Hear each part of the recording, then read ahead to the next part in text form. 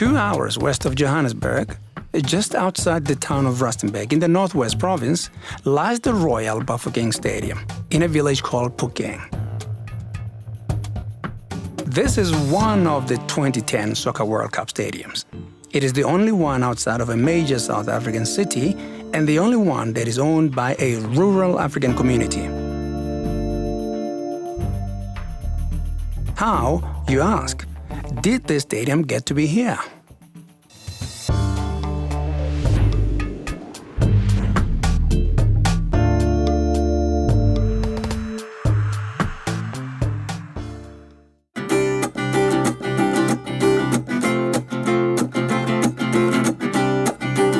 Hello, or Dumelang as we say in Setswana.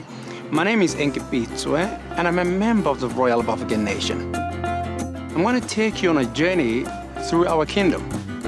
This journey will show you how this state-of-the-art stadium is but one of the many things that reflect our enterprising and innovative spirit. This journey will also show the values we inherited from our forefathers, their spirit of embracing challenges, facing them head-on, and dreaming of a bright, very bright future for our children.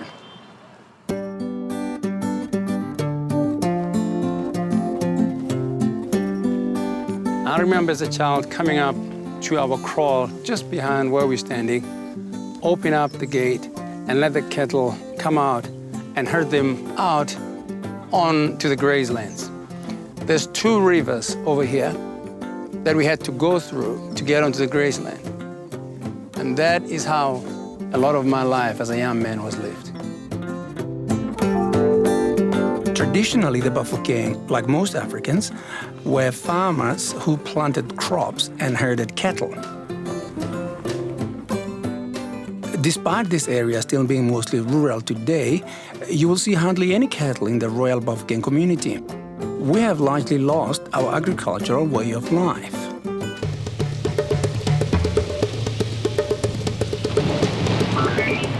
But there is a new source of wealth and a new means of storing it. In 1924, the world's largest deposits of platinum group metals were discovered under our land. Platinum is used in jewelry, catalytic converters to reduce pollution in motor car exhausts and in electrical contacts. It is more valuable than gold.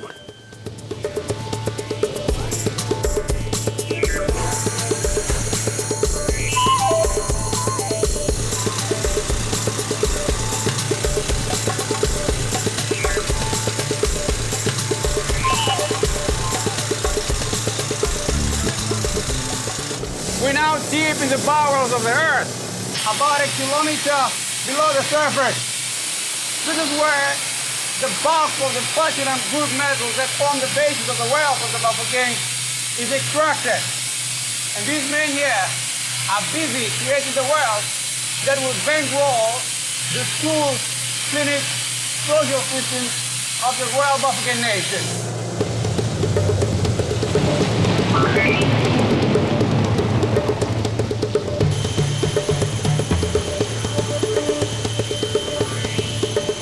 This is where the ore from underground comes so that the platinum and other metals can be concentrated and then extracted.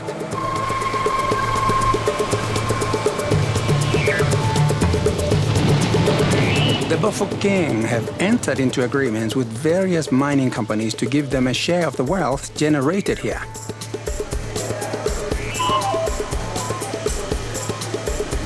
So this platinum bar does not really represent the wealth of the Bafokeng. Our wealth is far more intangible, far more modern.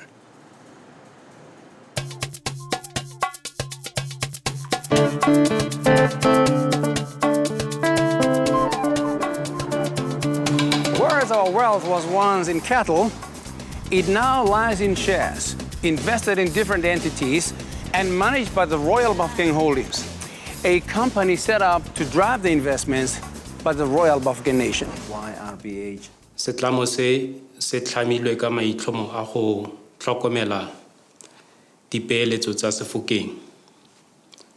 Go bona gore dipeeletso tse di a gola di ata.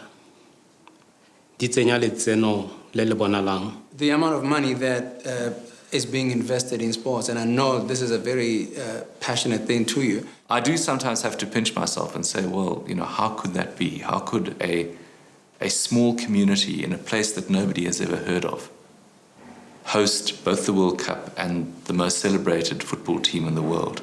And as a result of that, the world will know about Royal Bafokeng. They'll know about the programs that we're trying to achieve. And they will come, we think, and offer skills and money to help us achieve that. None of this would have been possible without the foresight of the founding Bafokeng father, Kgosi Mokgatle. In the early 1800s, most of the land around Great Rustenburg was registered to poor farmers. The Bafokeng people had been squeezed onto small portions of ancestral land to which they had no legal claim. This made Kgosi Mokgatle very unhappy. He called the Pitsoe to discuss land acquisition for burial and for their children to live on. There was a catch, though. African people could legally not buy or own land. The missionary working in the village at the time, Mr. Christoph Persson, had to act as a nominee for the acquisition of the land. In 1877, battalions of up to 500 men at a time were sent out to the diamond fields and to the neighboring Boer farms to work and bring in money. Over a period of 30 years, enough wealth had been amassed so that by the end of the 1800s, 23 farms had been registered in the name of the Bafokeng.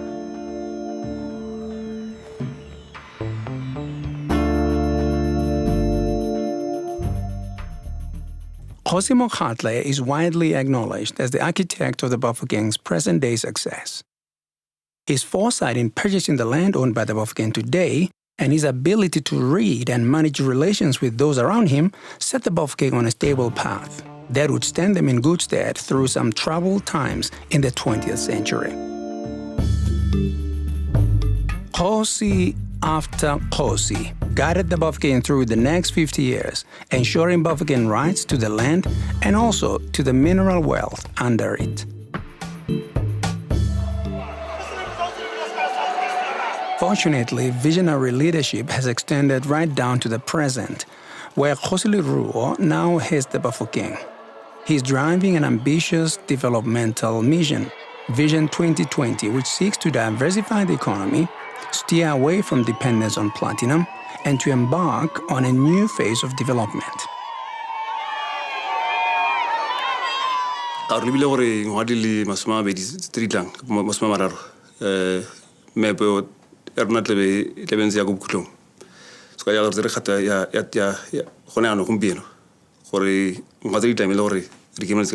Re batla go itse gore keng se se go rotloetsang go lora gagolo ga kana kana. Nna se o dumela gore wa se kgona.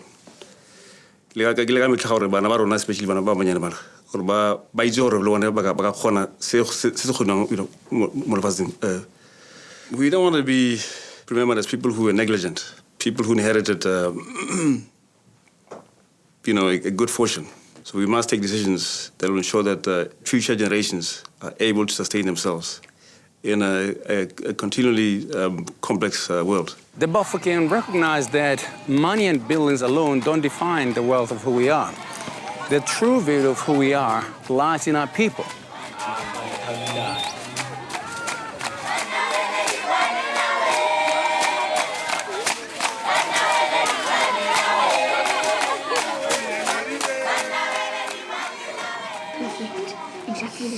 It's a school that grooms you, that develops you as a person wholly. They teach us a way of thinking, not just cramming everything and just putting it in your head. They teach us how to think.